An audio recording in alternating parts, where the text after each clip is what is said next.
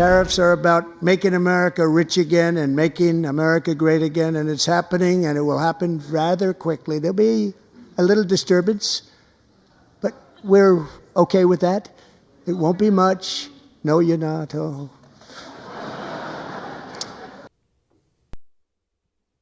A little disturbance. I don't know what it will be. There are a couple things happening here. Donald Trump, yes, he uses tariffs as a negotiating tactic. He wants this from Canada. He wants that. Yes, he also loves tariffs. Donald Trump is a Teddy Roosevelt Republican. I keep telling people this. It's not like, we've never seen this before. We've seen it before. There have been plenty of Republicans like this. Let's talk to Jordan Schachtel about it, independent journalist. His Substack, The Dossier, is one of my favorites out there. Jordan, okay, disturbance can mean a lot of different things, right? Trade wars can descend into full-blown disaster for people. They can also be necessary evils sometimes. What say you? I appreciate you having me on. Yeah, so I would probably fall into the camp, if all things being equal, I wouldn't be a Teddy Roosevelt tariff guy. But I think Trump has an interesting situation at his hands. We live in a world in which the vast majority of world leaders are feckless cowards who prefer sound bites over sound policy. So you have the Justin Trudeau's, Keir Starmers, Emmanuel Macrons of the world, and Trump can read these people like a book. And he knows that if you ratchet up the pressure on them, they'll fold pretty easily. And it's a good bet for the interest of the American people. You know, we've had these lopsided trade policies and relations with these other countries that have basically considered America as this kind of globalist liberal state that's just willing to hand out freebies and get screwed everywhere it goes in exchange for being interpreted as the good guy.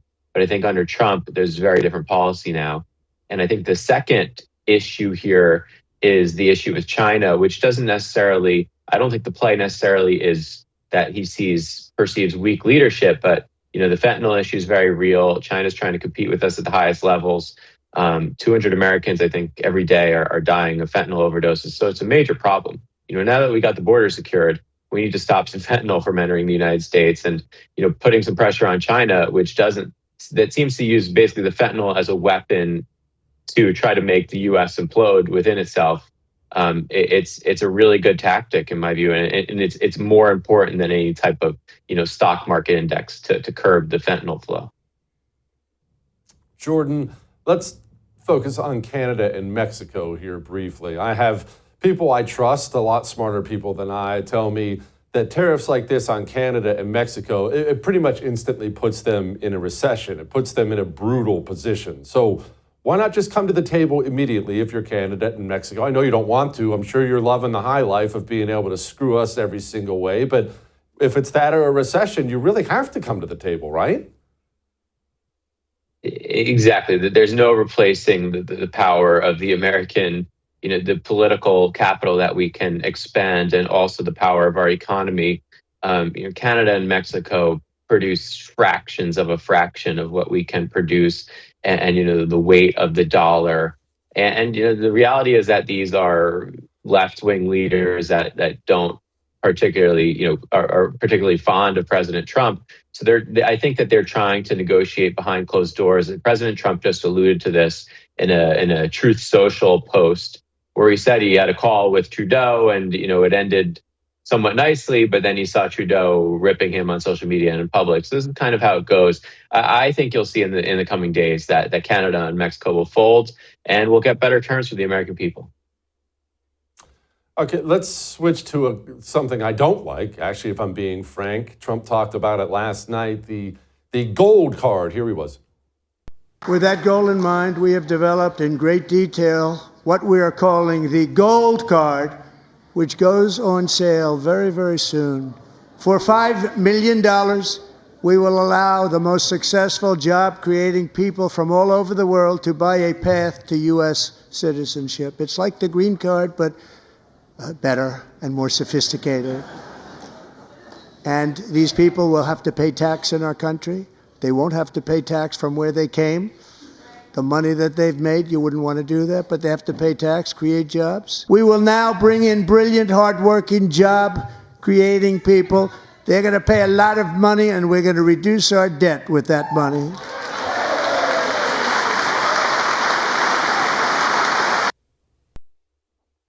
Jordan, obviously Donald Trump, as I've said many times, intends to do big things with his 4 years. He's not going to play it safe. I'm going to love some of those things. I'm going to hate some of those things. I get reducing the debt if the money would actually go to that. I don't think American citizenship should be for sale. What say you? Yeah, I kind of agree with you. I'm struggling with this one, although there is a system in place for people to try to purchase their way into citizenship, and it costs around $900,000 today. So, and from what I understand, that program there's rampant fraud and abuse, hundreds of millions of dollars over recent years. There was this ski resort in Vermont that they were using as kind of a vehicle.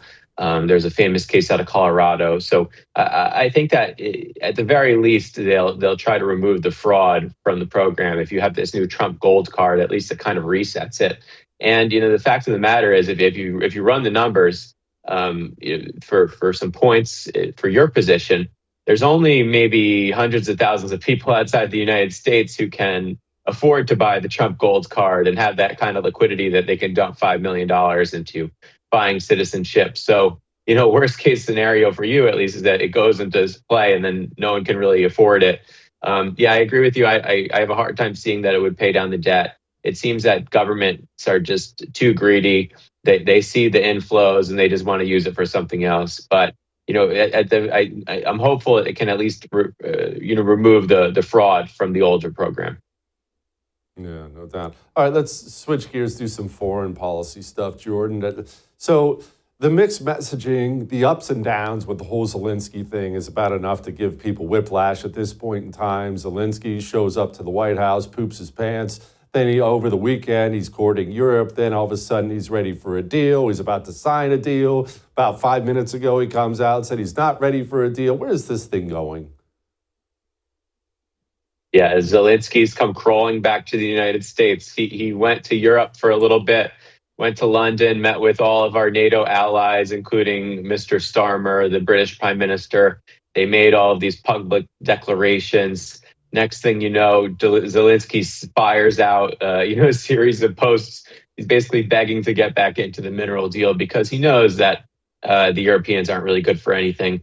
There's dozens of NATO countries that aren't living up to their commitment to spend a certain amount to maintain the threshold. So the whole point of our alliance is kind of being put in question. And these are the same nations that claim that they're going to be able to bail out Ukraine in this war against Russia. Unfortunately, the U.S. Military has been propping up the entirety of Europe for decades now. Europe has been so delinquent in their duties because they've wanted to spend all their money on social welfare programs and climate hoax stuff and the like, and DEI and all kinds of craziness. So we're left with the ones with this enormous responsibility.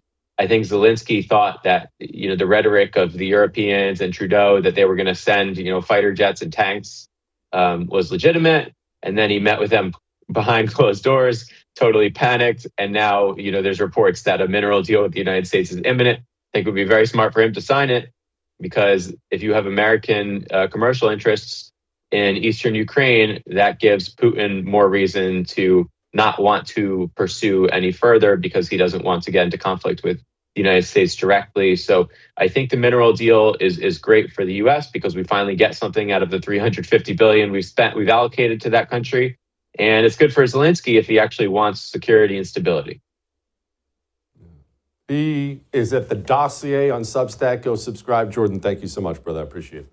I would thank you for coming to my YouTube channel, but I know how brilliant it is, and I know you love it here. So subscribe and watch. We're going to start really ramping things up and putting some funny stuff, some interesting stuff out there, some collaborations. Either way, my YouTube channel is officially the place to be. So stick around.